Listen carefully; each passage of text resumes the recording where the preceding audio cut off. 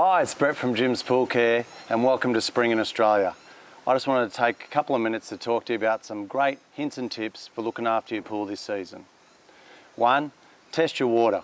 We should be testing our water all year round, but it's more important this time of year when people are going to be starting to using the pool again. We want to make sure you've got good levels of chlorine, a nice balanced pH, some stabiliser or sunscreen in the pool to help save the chlorine, and the correct salt levels to make sure your salt chlorinator is working really well. Next, what we want to do is clean filters. So, if you've got a sand filter, we want to be giving that a real thorough backwash and a rinse, and then even think about adding a clarifier to the water to improve that water clarity. If you've got a cartridge filter, give it a good hose out, but also think about replacing it if it's more than 18 months to 2 years old. Next, we want to be looking at the skimmer basket and pump basket. Make sure they're clear from debris because we want good water flow through the system.